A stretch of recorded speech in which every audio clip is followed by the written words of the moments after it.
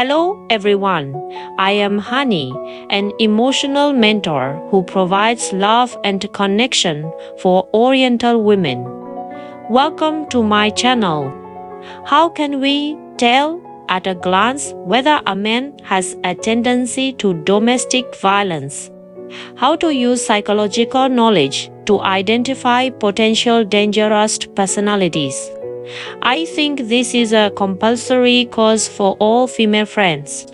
Then, I will summarize the following harassed characteristics from the marriage counseling in the past 10 years. If your boyfriend, your husband, or even the people you know all meet the conditions I will talk about next, please be vigilant immediately and put your personal safety first.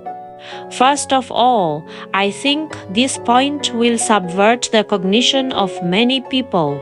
You must not underestimate the kind of good man who is always polite outside and seems to have no negative emotions. Some people must have experienced it. Such men are often pitfalls. From a psychological perspective, what does extreme restraint mean? It is essentially a kind of self-suppression.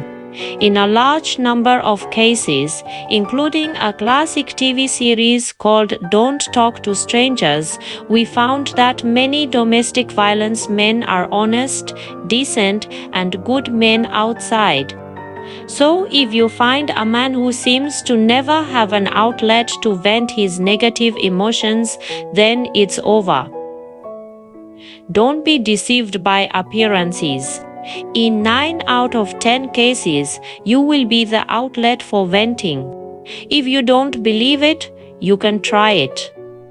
The second thing to look at is the original intention of the relationship. The extreme flattery, or even the kneeling and licking without any bottom line, is a very big danger signal.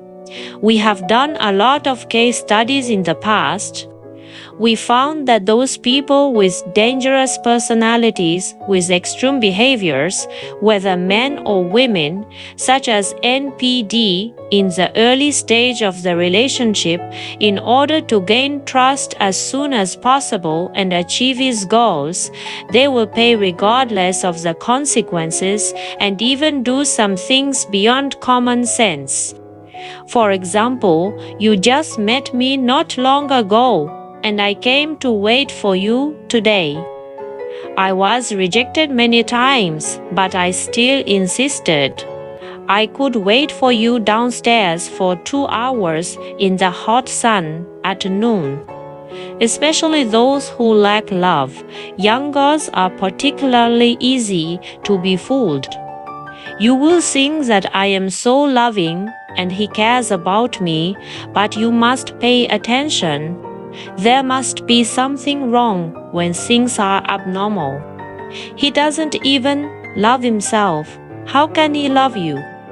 If you like my channel, please follow me and like my video. Let's look at the third point, witty control, especially this kind of morbid, possessive man.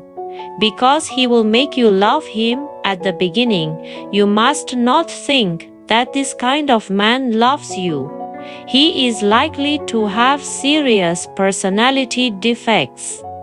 We often see some domineer in TV who will be jealous, will control girls' makeup and dressing, and even interfere with girls' social life.